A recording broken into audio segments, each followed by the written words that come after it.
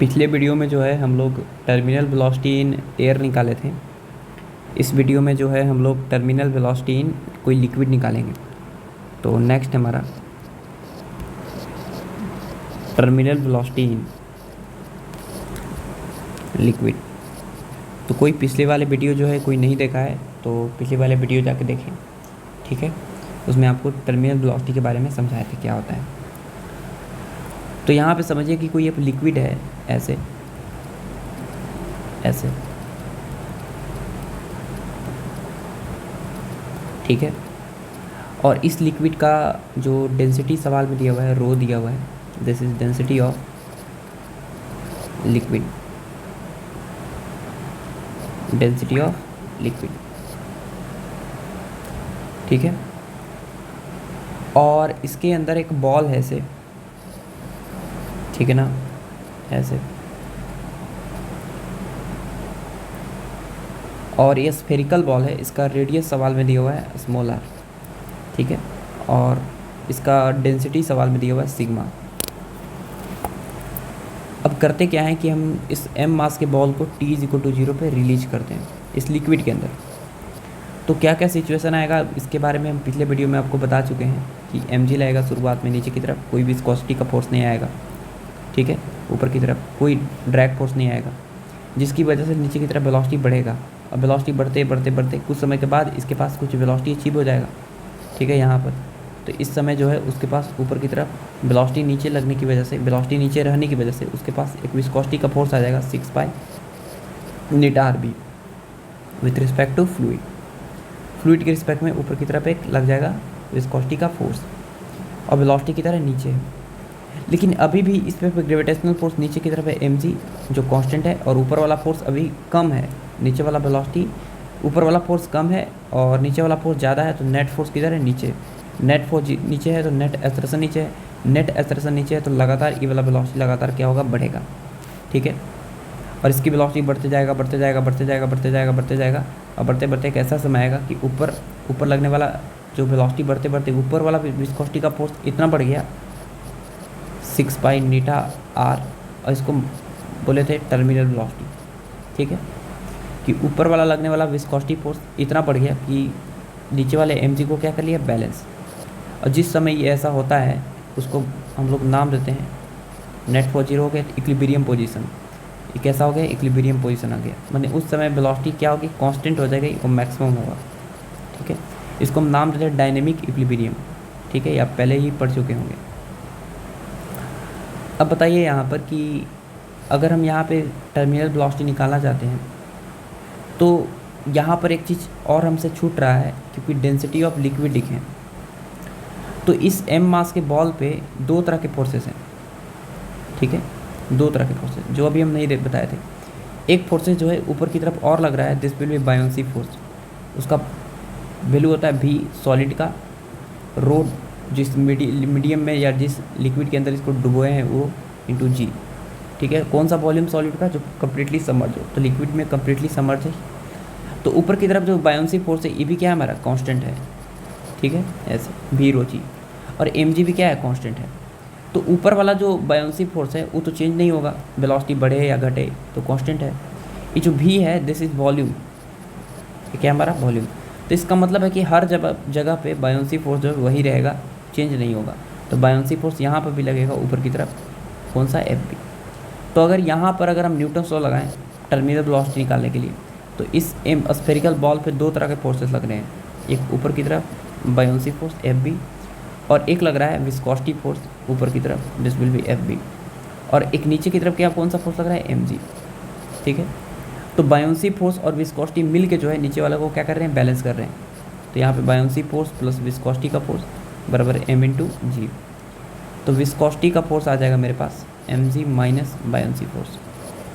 Viscosity का force आप पहले से ही जानते हैं क्या होता है? 6 pi eta are × vt। Terminal velocity के केस में देख रहे हैं यहाँ पे, ठीक है ना। इस पर नेट फोर्स 0 है, इक्विलिब्रियम है, बराबर mg को मास को लिखेंगे डेंसिटी सॉलिड का डेंसिटी सिग्मा, वॉल्यूम सॉलिड का v × g, minus buoyancy force का फॉर्मूला होता है v रो g होता है। तो यहाँ पे 6 पाई नीटा आर × vt बराबर यहाँ पे भी जी कॉमन है तो हो जाएगा सिग्मा माइनस रो। तो 6 pi eta are we T बराबर वॉल्यूम, इस स्फीयर का वॉल्यूम कितना होगा, रेडियस स्मॉल आर है तो वॉल्यूम हो जाएगा इसका 4/3 पाई आर क्यूब। तो यहाँ पे वॉल्यूम हो जाएगा 4/3 pi r cube into sigma minus रो।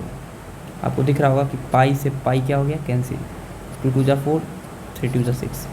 तो यहाँ से आपके पास टर्मिनल वेलोसिटी का फॉर्मूला आ गया। यहाँ पे स्मॉल आर लिखना चाहिए था, यहाँ पर अगर लिख ही दिए तो एक काम कीजिए, यहाँ पर रेडियस जो है ऐसे काम कीजिए, कैपिटल आर लिख लीजिए, ठीक है, यहाँ कैपिटल आर। तो यहाँ पे वॉल्यूम हो जाएगा 4/3 पाई कैपिटल आर क्यूब, ठीक है। अलग अलग रेडियस नहीं लिखना है, एक ही रेडियस है, तो यहाँ पर कैपिटल आर क्यूब लिख लीजिए, ठीक है। अब सही है। और यहाँ पे कट कीजिए तो एक आर से स्क्वायर बार में कैंसिल हो जाएगा।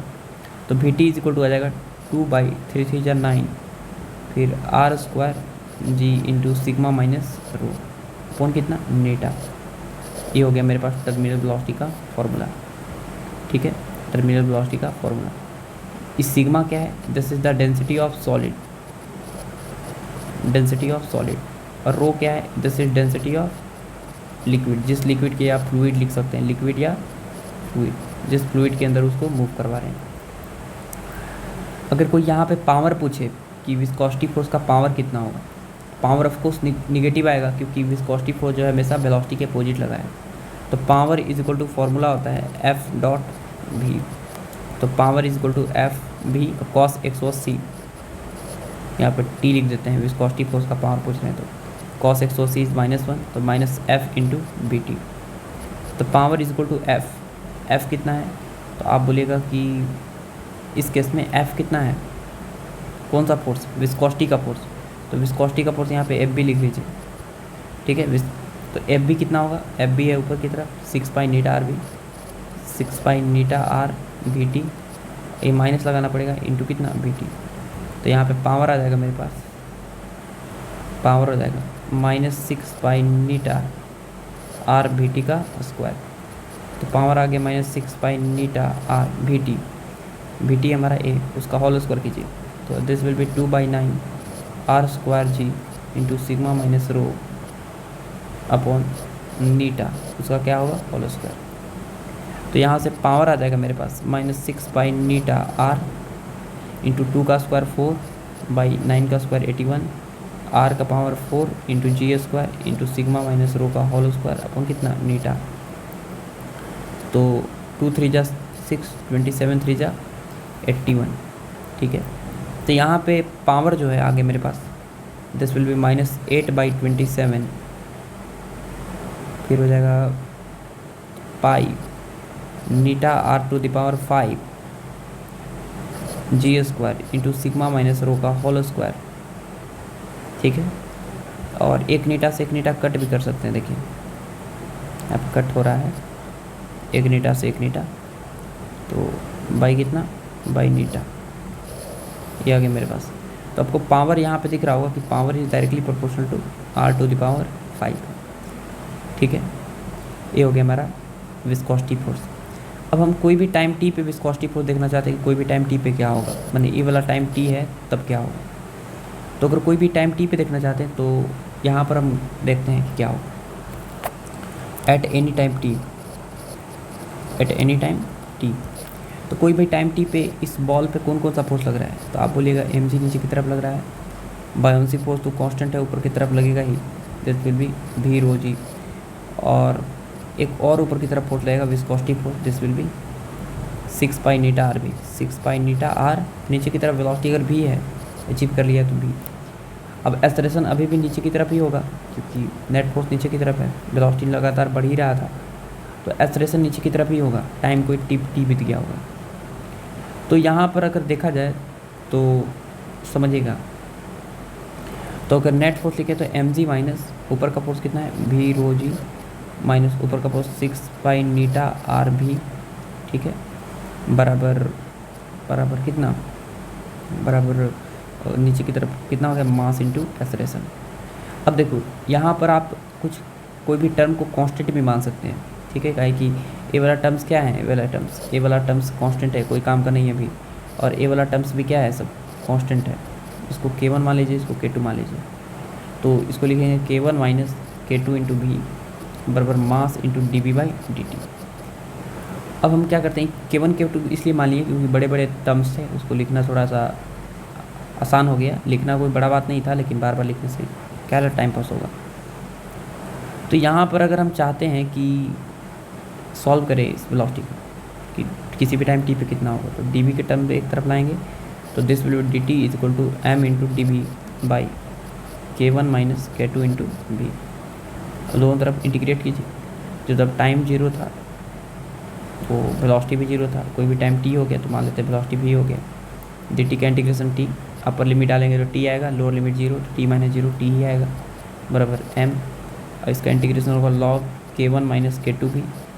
बस एक काम करना पड़ेगा कि v के कोफिशिएंट से क्या करना पड़ेगा, डिवाइड, 0 से लेकर कहाँ तक, v तक।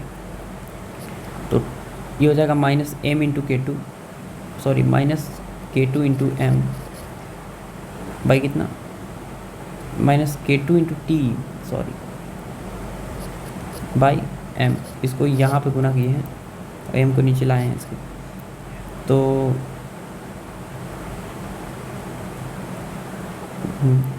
बराबर log ऑफ, अपर लिमिट डालिए तो k1 माइनस k2 भी minus lower limit log of k1 भी, ऑलराइट k1 सिर्फ, तो minus k2 into T by M बराबर log ऑफ, इसे हो जाएगा k1 माइनस k2 भी बाई कितना, k1। तो यहाँ से आप v का वैल्यू निकाल सकते हैं, कितना आएगा, तो ये हो जाएगा minus k2 into T by m, e का पावर में चढ़ जाएगा ये पूरा का पूरा, तो ई का power minus k2 into T by M बराबर k1 माइनस k2 भी बाई कितना, k1। अलग अलग डिवाइड कीजिए तो ए का power minus k2 into T बराबर 1 minus k2 into we by k1। तो यहाँ से v का वैल्यू आ जाएगा k1 by k2 into 1 minus ई का power minus k2 T by M, ठीक है। अब जो k1 k2 था उसका वैल्यू यहाँ पे आप रख सकते हैं, ठीक है। तो यहाँ पे जो वेलोसिटी आएगा मेरे पास वो कितना आएगा देखिएगा, तो v is equal to k1 कितना है, mg minus v rho g, तो mg minus v rho g by k2 कितना है, k2 है 6 pi eta r, 6 pi eta r into 1 minus ई का power minus 6 pi eta R T by M, ठीक है। ए आ गया, ठीक है ना, सही है। अब यहाँ पे खाली पुट करना है, तो v बराबर m की जगह पे हम लिखेंगे sigma v g minus v rho g by 6 pi eta r into 1 minus ई का power minus 6 pi eta R T by कितना, m। तो यहाँ पे v बराबर 6, v वॉल्यूम है तो वी जी यहाँ पर कॉमन आ जाएगा, तो वी जी की जगह पे लिखेंगे 4/3 ना, 4/3 pi r cube into g into sigma minus rho upon नीचे है 6 pi eta r into 1 minus ई का power minus 6 pi eta R T by m. Cut कीजिए यहाँ पे, क्यों यहाँ पे हो जाएगा आपका 4/3, ठीक है। तो यहाँ पे 2 2 जा 4, 3 2 जा 6, तो 3 3 जा 9 हो जाएगा यहाँ पे, तो 2/9 और पाई से पाई भी कट जाएगा, एक आर से स्क्वायर बार में कट जाएगा, 2/9 are square ji into sigma minus rho upon कितना, अपॉन नीटा इंटू 1 माइनस ई का power minus 6 pi eta R T by M. ये आ गया उसकी वेलोसिटी, ठीक है। तो आपको दिख रहा होगा कि इसकी वेलोसिटी भी जो है एक्सपोनेंशियली क्या हो रही है, इंक्रीज कर रही है। तो इसमें वेलोसिटी और टाइम के बीच अगर ग्राफ बनाया जाए तो कुछ इस तरह का ग्राफ बनेगा कि वेलोसिटी अभी टाइम 0 तो वेलोसिटी 0, टाइम लगातार बढ़ेगा, टाइम बढ़ेगा लगातार तो उसकी वेलोसिटी भी बढ़ते टी टेंडिंग टुवर्ड इन्फिनिटी पे उसकी वेलोसिटी कांस्टेंट हो जाएगी। और कितना हो जाएगा, तो ये आपको दिख ही रहा होगा, फिर 2/9 are square terminal velocity 2/9 are square, sorry capital R है, आर स्क्वायर जी into sigma minus rho. Sigma है मास बॉल की डेंसिटी, उस रो है जिस लिक्विड के अंदर रखा हुआ वो बाई नीटा। ठीक है, दिस इज टर्मिनल वेलोसिटी। ये था हमारा। ठीक है, चलिए ऑल द बेस्ट।